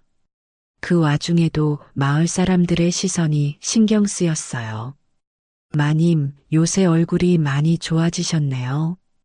그런가요? 네, 예전보다 훨씬 밝아 보이세요. 아, 그냥 날씨가 좋아서 그런가 봐요. 마님은 혹시 들킬까봐 조마조마했어요. 하지만 마을 사람들은 별다른 의심을 하지 않았어요. 한편 장돌이도 복잡한 심정이었어요. 처음에는 정말 술 기운에 그런 일이 벌어진 거였는데 계속 반복되다 보니 이게 맞는 건지 헷갈렸어요. 내가 지금 뭘 하고 있는 거지? 하지만 마님을 거부할 수는 없었어요. 자신도 모르게 마님에게 끌리고 있었거든요. 그러던 어느 날 마님이 장돌이에게 처음으로 말을 걸었어요. 장돌이 씨, 예, 마님. 혹시 저한테 무슨 말씀하고 싶은 것 없어요? 장돌이는 당황했어요. 마님이 무슨 말을 원하는지 알 것 같으면서도 어떻게 대답해야 할지 몰랐어요. 무슨 말씀이신지. 그냥 궁금해서요. 마님도 용기를 내지 못했어요. 혹시 자신만 그런 마음인 건 아닌지, 장돌이에게는 그냥 육체적인 관계일 뿐인 건 아닌지, 그렇게 두 사람은 서로의 마음을 확신하지 못한 채 애매한 관계를 계속했어요. 며칠이 지나고 마님은 고민에 빠졌어요. 저 사람이 나를 그냥 몸만 원하는 건가? 아니면 정말로. 마음은 복잡하고 하지만 몸은 계속 장돌이를 원하고 이런 자신이 부끄럽기도 하고 또 한편으로는 이런 기쁨을 처음 알았으니까 놓고 싶지도 않고 그런데 어느 날 갑자기 포졸과 사또가 찾아왔습니다. 관아에서 나왔다. 문을 열어라. 마당에 말발굽 소리가 요란하게 울리고 칼을 찬 관리들이 우르르 들어왔어요. 장돌이라는 자가 어디 있느냐? 예, 장돌이가 무슨. 묻는 말에만 대답해라. 장돌이가 어디 있느냐? 마님은 깜짝 놀라서 벌벌 떨었어요. 장돌이는 마침 밭에 나가 있었거든요. 저기 밭에. 포졸들이 우르르 밭으로 달려갔어요. 잠시 후에 장돌이를 끌고 왔는데 장돌이의 모습이 평소와는 완전히 달랐어요. 포박당한 장돌이를 보는 순간 마님은 깨달았어요. 이 사람이 보통 사람이 아니라는 걸. 이놈아, 내가 바로 그 첩자로구나. 첩자라니 무슨 소리입니까? 하지만 장돌이의 목소리에는 평소에 그 순박함이 없었어요. 뭔가 단단하고 차가운 느낌이었지요. 아직도 모르겠느냐? 내가 병판대감의 밀명을 받고 이 마을에 들어온 줄 다 안다. 무슨. 그때 사또가 나서면서 장돌이의 정체를 밝혔어요. 이놈은 조정에서 파견된 밀정이다. 우리 지역의 영모 세력을 조사하러 온 첩보장수란 말이다. 알고 보니 장돌이는 그저 머슴이 아니었어요. 병판대감이 파견한 밀정, 조정 내 영모를 캐기 위한 임무를 수행하는 첩보장수였던 겁니다. 이런 일이. 마님은 정말 깜짝 놀랐어요. 자기와 그런 사이가 된 사람이 알고 보니 첩자라니. 그렇다면 나와의 일도 다 거짓말이었단 말인가? 마님의 머릿속이 하얘졌어요. 자신이 얼마나 바보였는지 첩자에게 속아서 몸까지 허락했다니. 하지만 포졸들은 마님의 심정 따위는 아랑곳하지 않았어요. 이 여자도 첩자와 한통 속일 것이다. 아닙니다. 저는 아무것도 모릅니다. 조용히 해라. 모르긴 뭘 모른다는 거냐? 정말 모릅니다. 저는 그냥 머슴으로만. 거짓말하지 마라. 젊은 과부가 젊은 머슴을 들여놓고 아무 일 없었을 리 없다. 사또는 이미 마님과 장돌이의 관계를 의심하고 있었어요. 내가 장돌이와 어떤 관계냐? 저는 그냥 머슴으로. 거짓말하지 마라. 첩자와 정을 통한 것 아니냐? 아닙니다. 하지만 마님의 얼굴이 빨개지는 걸 본 사또는 눈을 번뜩였어요. 이놈의 년, 과연 정을 통했구나. 아닙니다. 정말 아닙니다. 그렇다면 왜 얼굴이 빨개지느냐? 첩자와 내통해서 나라 기밀을 빼돌린 것 아니냐? 억울했지만 어떻게 설명해야 할지 몰랐어요. 정말로 장돌이와 그런 사이가 되긴 했지만 첩자인 줄은 정말 몰랐거든요. 포졸들은 장도리의 정체가 탄로나자 그와 연루되었을 가능성이 있는 월양까지 잡아갔어요. 관하로 끌려간 마님, 아이고, 그 꼴을 어떻게 표현해야 할까요? 말해라. 장도리에게서 무엇을 들었느냐? 정말 아무것도 모릅니다. 이놈의 년이 끝까지 버티는구나. 더 세게 때려라. 사또는 잔인한 사람이었어요. 자신의 출세를 위해서라면 무고한 사람이라도 쉽게 고문했지요. 관아의 옥사에서 아이고 말도 못하겠습니다. 혹독한 고문을 당한 월양마님. 아직도 입을 열지 않는군. 더 세게 해라. 사또님, 이 여인은 정말 아무것도 모르는 것 같습니다. 그럴 리 없다. 첩자와 그런 사이가 되었는데 아무것도 모를 리 없어. 밥도 물도 주지 않은 채 닷새째 매질을 당하고 마님은 결국 의식을 잃어버렸어요. 하지만 마님에게서는 정말 아무런 정보도 나오지 않았어요. 당연하죠. 정말 아무것도 모르고 있었으니까요. 한편 자신의 정체가 탄로나 포박된 장돌이 그는 관하로 가면서도 계속 마님 걱정만 했어요. 마님은 정말 아무것도 모르는데 자신 때문에 마님이 고생하게 되었다는 생각에 가슴이 미어졌어요. 처음에는 정말 그냥 임무를 위해 들어간 집이었는데 언제부턴가 마님이 소중해져 있었거든요. 마님이 처음 자기를 본 그날 마님의 당황한 표정을 기억하고 있었어요. 그리고 마님이 술을 준비해 놓던 그날 밤들 마님이 자는 척하면서도 떨고 있던 모습들. 마님이 어떻게 되셨을까? 장도리는 결국 모든 걸 실토했어요. 그 여인은 정말 아무것도 모릅니다. 저와의 관계도 그건 제가 일방적으로 뭐라고 좀 더 자세히 말해보거라. 그 여인은 단지 외로워서 그리고 저는 그런 마님이 불쌍해서 장도리는 자신과 마님의 관계에 대해 솔직하게 털어놓았어요. 마님이 먼저 술을 준비해줬다는 것, 자신도 마님에게 끌렸다는 것, 하지만 마님은 자신의 정체를 전혀 모르고 있었다는 것, 그 여인은 저에게 그냥 따뜻함을 주었을 뿐입니다. 장도리의 고백을 들은 사또는 코웃음을 쳤어요. 첩자 주제에 정까지 들었다는 것이냐? 예, 저는 정말로 마님을 사랑합니다. 사랑이라고? 첩자가 무슨 사랑을 하느냐? 하지만 장도리의 진술이 일관되고 마님에게서는 정말 아무런 정보도 나오지 않자 사또도 의심을 거두기 시작했어요. 그런데 문제는 이미 닷새 동안 혹독한 고문을 받은 마님의 상태가 너무 심각했다는 거예요. 사또님, 그 여인이 의식을 잃고 깨어나지 않습니다. 뭐라고? 숨은 쉬고 있지만 아무리 불러도 깨어나지 않습니다.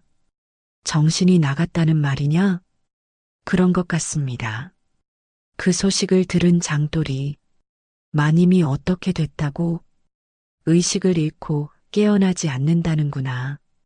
제발 마님을 살려주십시오.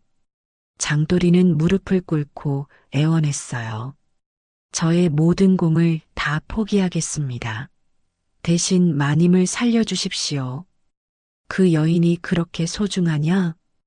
예, 저에게는 목숨보다 소중합니다.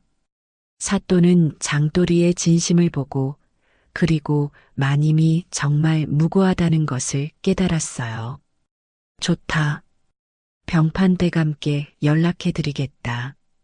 병판대감은 장도리의 간곡한 부탁을 받고 어의를 보내주었어요. 장도리는 직접 말에 태워 월양이 있는 곳으로 달려갔습니다. 마님, 마님. 장돌이가 아무리 불러도 마님은 깨어나지 않았어요. 얼굴은 하얗게 질려 있고 숨소리도 가늘고 어이가 진맥을 해보더니 고개를 저었어요.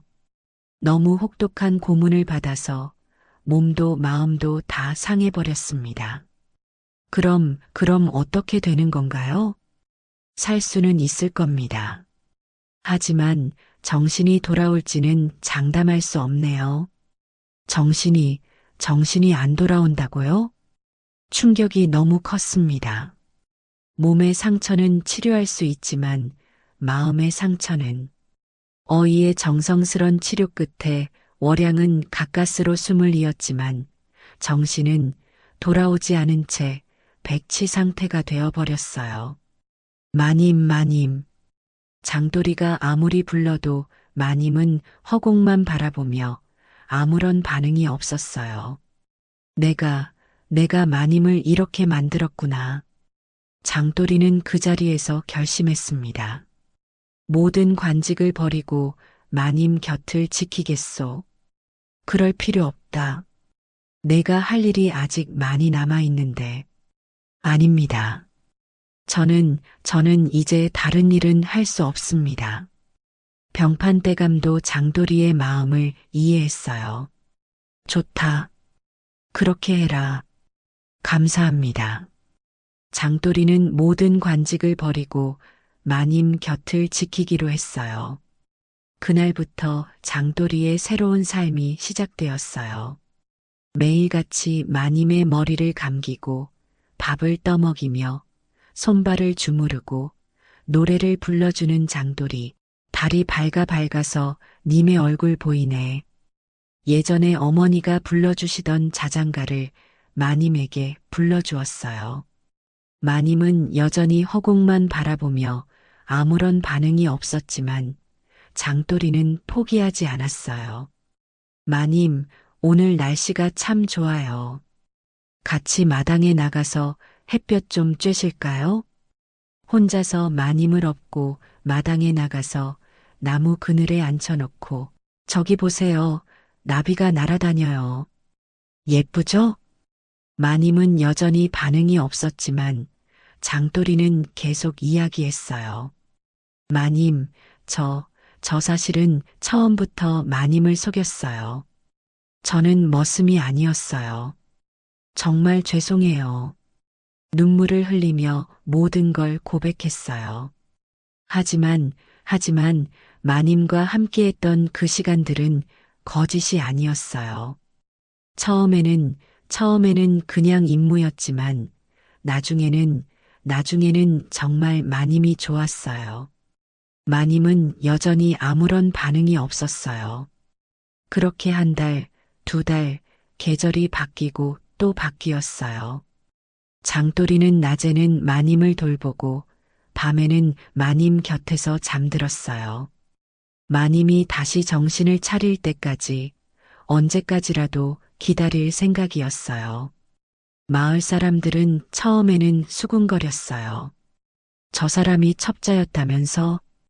그런 사람이 왜 저러고 있을까? 진짜 사랑인가 보다. 하지만 시간이 지나면서 마을 사람들도 장돌이의 진심을 알게 되었어요. 매일같이 정성스럽게 마님을 돌보는 모습을 보니 이건 진짜 사랑이 아니면 할 수 없는 일이었거든요. 저 사람 참 대단하다. 저런 게 진짜 사랑이지. 마님도 복이 있으신 거야. 마을 아줌마들이 가끔 도와주기도 했어요. 음식을 해다 주기도 하고 빨래를 도와주기도 하고. 장돌이 씨, 혼자 하시기 힘들 텐데. 괜찮습니다. 제가 할 수 있어요. 그래도 우리가 도와드릴게요. 장돌이는 고마워했지만 마님 돌보는 일만큼은 혼자 하고 싶었어요.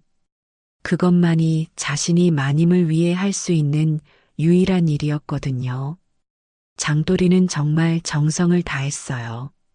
마님의 몸을 닦아주고 머리를 빗겨주고 옷을 갈아입혀주고 마님이 조금이라도 편안하게 지낼 수 있도록 가끔은 마님을 안고 마을을 산책하기도 했어요. 마님, 저기 꽃이 피었어요. 예쁘죠? 마님은 여전히 반응이 없었지만 장돌이는 계속 말을 걸었어요. 오늘은 날씨가 참 좋네요. 마님도 기분이 좋아지셨으면 좋겠어요. 그렇게 2년, 3년 세월이 흘렀습니다. 장돌이의 머리에도 하얀 머리카락이 생기기 시작했어요. 마님을 돌보느라 고생이 많았거든요. 하지만 장돌이는 후회하지 않았어요. 마님과 함께 있는 것만으로도 행복했어요. 어느 봄날이었어요. 진달래꽃이 만발한 따뜻한 날, 장돌이가 늘 부르던 그 노래를 부르고 있었는데 달이 밝아서 님의 얼굴 보이네. 그런데 갑자기 마님이 따라 부르기 시작한 거예요. 달이 밝아서 장돌이는 깜짝 놀라서 마님을 바라봤어요. 마님, 마님, 마님의 눈에 초점이 들어오기 시작했어요. 3년 만에 마님이 장돌이를 바라보는 거예요. 당신은, 마님, 정말 마님이시네요. 잃었던 정신이 돌아오는 기적의 순간이었습니다. 하지만 마님은 과거의 기억을 전혀 기억하지 못했어요. 장돌이와 함께했던 그 밤들도 자신이 왜 이런 상태가 되었는지도 저는 누구고 당신은 누구세요? 마님, 저는 어떻게 설명해야 할까요? 자신이 첩자였다는 것도 그 때문에 마님이 이렇게 되었다는 것도 모든 게 복잡했어요. 저는 장돌이라고 합니다. 그리고 마님은 월양 마님이세요. 월양, 제 이름이 월양이군요. 마님은 자신의 이름조차 생소해했어요. 하지만 장돌이를 바라보는 눈빛에는 뭔가 따뜻한 것이 있었어요. 당신이 저를 돌봐주셨나요? 예, 그렇습니다. 왜요? 장돌이는 한참 고민하다가 대답했어요. 마님을 사랑하기 때문입니다. 그 말을 들은 마님의 얼굴에 살짝 붉은 기가 돌았어요. 기억은 없지만 마음 어딘가에서 뭔가 따뜻한 느낌이 올라오는 것 같았어요. 사랑. 예, 사랑입니다. 그날부터 마님은 조금씩 회복되기 시작했어요. 몸을 움직이는 것도 서서히 나아지고 말도 점점 많아지고 하지만 예전 기억은 정말 하나도 돌아오지 않았어요. 남편이 있었다는 것도 시어머니가 계셨다는 것도 장돌이와 함께했던 그 뜨거운 밤들도 장돌이 씨, 저희가 어떤 사이였는지 말씀해 주실 수 있나요? 장돌이는 고민했어요. 진실을 다 말해야 할까? 아니면 저희는 서로 좋아하는 사이였습니다. 좋아하는 사이라니, 그럼 혹시 부부였나요? 아닙니다. 아직 그 단계까지는. 마님은 고개를 갸우뚱했어요. 하지만 더 이상 묻지는 않았어요. 대신 마님은 장돌이가 자신을 돌보는 모습을 보면서 조금씩 마음을 열어갔어요. 정성스럽게 밥을 해주고, 빨래를 해주고, 아플 때 간병해주고, 정말 감사해요, 장돌이 씨. 아닙니다, 마님. 제가 더 감사하죠. 왜요? 마님이 다시 이렇게 제 곁에 있어 주셔서요. 그런 장돌이의 모습에서 마님은 진심을 느꼈어요. 기억은 없지만 이 사람이 정말로 자신을 사랑한다는 걸 알 수 있었어요. 그렇게 몇 달이 더 지났어요. 마님의 몸은 완전히 회복되었고 장돌이와도 편안한 사이가 되었어요. 어느 가을 저녁이었어요. 둘이서 마당에 앉아 달을 보고 있는데 장돌이 씨, 예, 마님. 제가 비록 과거를 기억하지는 못하지만 당신이 저를 얼마나 사랑하는지는 알 것 같아요. 마님, 그리고 저도 당신이 좋아요. 마님의 고백에 장도리의 가슴이 뛰었어요. 정말이신가요? 네. 기억은 없지만 마음은 거짓말하지 않는 것 같아요. 그날 밤 장도리는 마님에게 모든 진실을 털어놓았어요.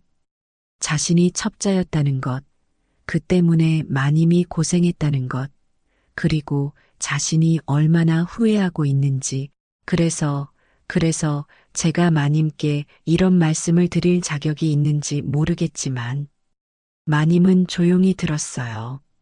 놀라지도 않고 화를 내지도 않고 혼인은 못했어도 진심은 전할 수 있어. 장도리의 고백에 마님은 눈물을 흘렸어요. 당신이 내 사람이구나. 마님, 과거가 어떻든 상관없어요. 지금의 당신이 저를 사랑해 주시고 저도 당신을 사랑한다면 그것만으로 충분해요. 두 사람은 그날 밤 진정한 사랑을 확인했어요.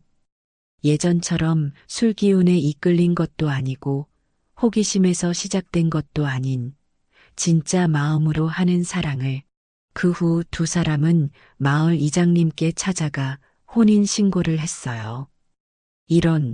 이제서야 제대로 된 부부가 되는구먼. 마을 사람들도 모두 축하해 주었어요.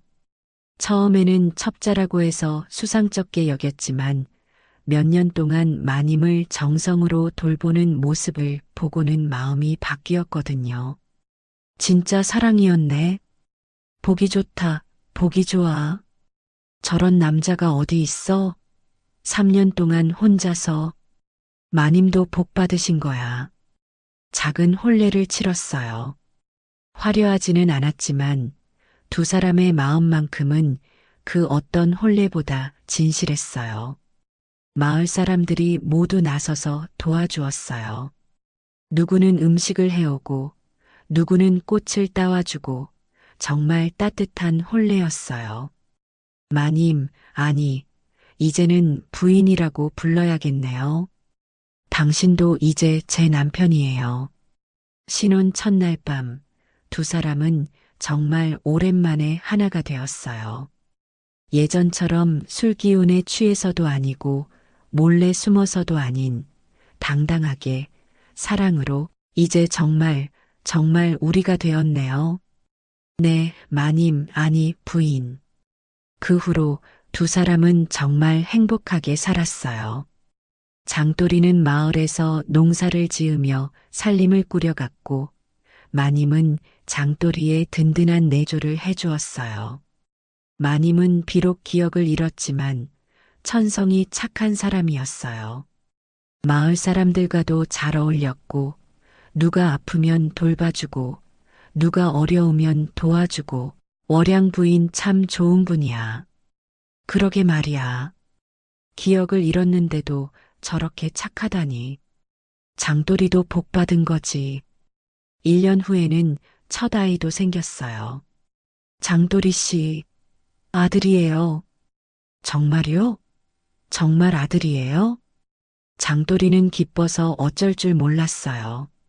자신 같은 사람이 이런 행복을 누려도 되는 건지 당신 덕분이에요. 당신이 저를 다시 살려주셨으니까요. 아닙니다, 부인. 부인이 저를 사람답게 만들어주신 거예요. 아이는 정말 예쁘게 자랐어요. 아버지를 닮아 키는 크고, 어머니를 닮아 얼굴은 곱고, 이 아이 이름을 뭐라고 지을까요? 사랑이라는 뜻의 이름이 어떨까요? 좋은 생각이에요. 그렇게 아이 이름을 사랑이라 지었어요. 정확히는 애정이라고 몇 년이 더 지나서 딸도 하나 생겼어요. 이 아이는 기쁨이라는 뜻의 희락이라고 이름 지었어요. 두 아이는 정말 예쁘게 자랐고 장도리와 월양은 이 세상에서 가장 행복한 부부가 되었어요. 장돌이는 아이들에게 늘 말해 주었어요. 너희 어머니는 정말 훌륭한 분이야. 아버지도 어머니를 많이 사랑하시죠? 그럼 아버지는 어머니 없이는 살 수 없어. 우리도 어머니 많이 사랑해요. 가족들의 웃음소리가 집안에 가득했어요. 어느 날 장돌이가 마님, 아니, 부인에게 물어봤어요. 부인, 혹시 옛날 기억이 돌아왔으면 좋겠다고 생각하세요? 왜 그런 걸 물어보세요? 그냥 혹시 그때의 일들을 기억하지 못해서 아쉬우실까봐. 부인은 웃으며 대답했어요. 전혀요. 지금이 훨씬 좋아요. 정말요? 네. 그때는 뭔가 복잡했던 것 같아요. 하지만 지금은 정말 단순하고 행복해요.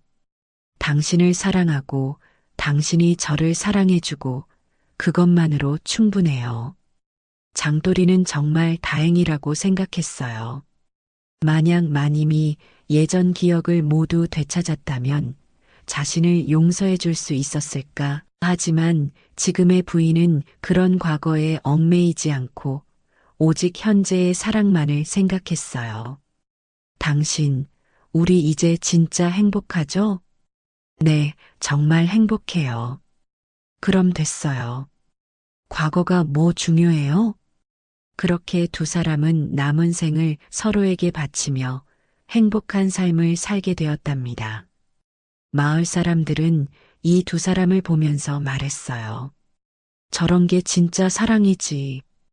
어떤 시련이 와도 극복할 수 있는 사랑 말이야. 그리고 장돌이는 가끔 혼자 생각했어요. 만약 그때 마님의 그것을 보지 않았다면 이 모든 일이 벌어지지 않았을 텐데, 하지만 이내 고개를 저었어요. 아니야, 그랬다면 이런 행복도 없었을 거야. 모든 일에는 이유가 있다고 하잖아요. 비록 힘들고 아픈 과정이 있었지만 그 끝에 이런 행복이 기다리고 있었다면 그것도 나쁘지 않다고 생각했어요. 세월이 흘러 장돌이와 월양의 아이들도 어른이 되었어요. 큰아들 애정이는 아버지를 닮아 건장하고 의젓하게 자랐고 딸 희락이는 어머니를 닮아 곱고 착하게 자랐어요. 아버지, 저도 장가를 가고 싶어요. 그래, 마음에 둔 아가씨라도 있니? 네, 옆마을 김씨네 딸이. 좋은 집안이지. 아버지가 중매를 서보마. 애정이의 혼인식이 열렸어요. 마을 잔치처럼 성대하게 치렀지요. 이제 우리도 할아버지, 할머니가 되는구나. 세월 참 빠르다. 몇 년 후에는 희락이도 시집을 갔어요. 역시 좋은 집안으로 딸을 보내니까 마음이 허전하네요. 그래도 좋은 곳으로 갔으니까 다행이야. 이제 장돌이와 월양은 둘만 남게 되었어요. 하지만 외롭지 않았어요. 손자, 손녀들이 자주 찾아와서 집안이 늘 시끌벅적했거든요. 할아버지, 할머니, 어머, 우리 강이가 왔네. 할머니, 안아주세요. 그래, 우리 예쁜 강이. 장돌이는 손자들을 보면서 생각했어요. 내가 이런 행복을 누릴 수 있을 줄 누가 알았을까? 어느 날 장돌이가 월양에게 말했어요. 여보, 우리 이제 정말 많이 늙었네요. 그러게요. 벌써 머리가 하얗게 됐어요. 후회는 없으세요? 무슨 후회요? 저 같은 사람과 살아온 것. 월양은 장돌이의 손을 잡았어요. 당신, 아직도 그런 소리예요? 저는 정말 행복했어요. 고마워요, 여보. 저야말로 고마워요. 당신이 저를 다시 살려주셨잖아요. 두 사람은 서로를 바라보며 미소 지었어요. 주름이 가득한 얼굴이지만 여전히 서로에게는 가장 아름다운 사람이었어요. 장돌이와 월양이 70이 넘었을 때였어요. 어느 날 갑자기 월양이 쓰러졌어요. 여보, 여보. 장돌이가 급히 의원을 불렀지만 의원은 고개를 저었어요. 나이가 나이인지라 오래 버티기 힘들 것 같습니다. 그럼 어떻게 해야? 마음의 준비를 하시는 게 좋겠습니다. 장돌이는 월양의 손을 꼭 잡았어요. 여보, 아프지요? 괜찮아요. 당신이 곁에 있으니까. 제가 항상 곁에 있을게요. 월양은 미소를 지었어요. 당신, 저 죽으면 너무 슬퍼하지 마세요. 무슨 소리예요? 여보가 먼저 갈 리 없어요. 사람 일은 모르는 거잖아요. 혹시 제가 먼저 가면 당신도 잘 사세요. 여보, 저는 정말 행복했어요. 당신 만나서. 그날 밤, 월양은 장돌이의 품에서 조용히 눈을 감았어요. 여보, 여보. 장돌이는 끝까지 월양의 손을 놓지 않았어요.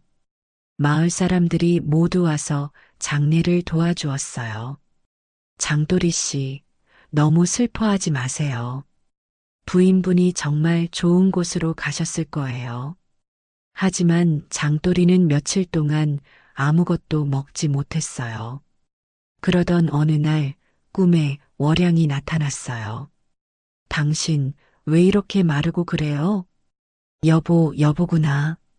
저 때문에 이러시면 안 돼요. 아직 할 일이 많이 남았잖아요. 무슨 할 일이? 손자들 챙겨주셔야죠. 그리고 저희 이야기를 후손들에게 들려주세요. 우리 이야기를? 네. 사랑이 무엇인지, 진정한 사랑이 무엇인지. 장돌이는 그 후로 다시 기운을 차렸어요. 그리고 손자들에게 자신과 할머니의 이야기를 들려주기 시작했어요. 할아버지, 할머니는 처음에 어떻게 만나셨어요? 그건 말이다. 참 우연한 일이었단다. 장돌이는 자신들의 이야기를 조금씩 들려주었어요. 물론 아이들에게 맞게 순화해서 몇 년 후 장돌이도 월양을 따라 세상을 떠났어요.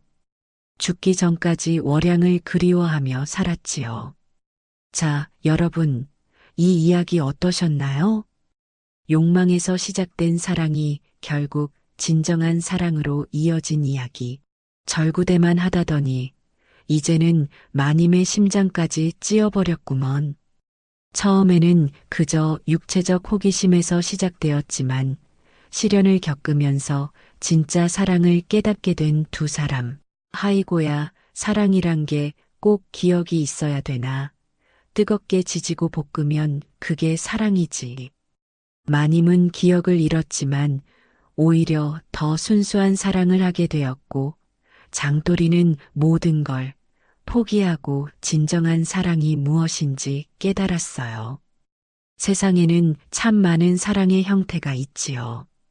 첫눈에 반하는 사랑도 있고, 오랜 시간 함께하며 키워가는 사랑도 있고, 오늘 이야기처럼 욕망에서 시작되어 진정한 사랑으로 승화되는 경우도 있어요.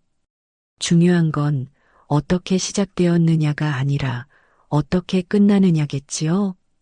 장돌이와 월양 마님처럼 진심으로 서로를 아끼고 사랑한다면 그 사랑은 어떤 시련도 이겨낼 수 있을 거예요. 그리고 또 하나 사랑에는 용서가 필요하다는 것도 배울 수 있었네요. 마님이 기억을 잃은 것이 오히려 두 사람에게는 새로운 시작의 기회가 되었듯이 때로는 과거를 잊고 현재에 충실하는 것이 더 행복할 수도 있어요. 그리고 진정한 사랑은 상대방을 위해 모든 걸 포기할 수 있는 마음이겠지요. 장돌이처럼 자신의 모든 걸 버리고서라도 사랑하는 사람을 지키려는 마음, 이런 사랑 이야기를 들으면 우리도 누군가를 그렇게 사랑해 본 적이 있는지, 아니면 누군가에게 그런 사랑을 받아본 적이 있는지 생각해 보게 되지요. 사랑이란 참 신기한 거예요. 때로는 순식간에 찾아오기도 하고, 때로는 오랜 시간에 걸쳐 천천히 자라나기도 하고, 때로는 고통스럽기도 하지만, 그 끝에는 항상 행복이 기다리고 있어요. 장돌이와 월양처럼 비록 힘든 시간도 있었지만 결국 서로를 진심으로 사랑하게 되어 행복한 가정을 이루고 아이들과 손자들에게 둘러싸여 행복하게 살다가 마지막까지 서로를 그리워하며 생을 마감했으니 이보다 더 아름다운 사랑이 어디 있겠어요? 절구대보다 더 깊은 사랑 이야기 잘 들으셨나요? 여러분도 언젠가 이런 진정한 사랑을 만나시길, 아니, 이미 만나셨을지도 모르겠네요. 그 사람을 더 소중히 여기시길 바랍니다. 다음에도 더 재미있는 야담으로 찾아뵙겠습니다. 다음 편이 기대되신다면 구독과 좋아요, 알림 설정 꾹 눌러주시고요. 오늘도 야담 한 자락 들려드렸습니다. 안녕히 계세요.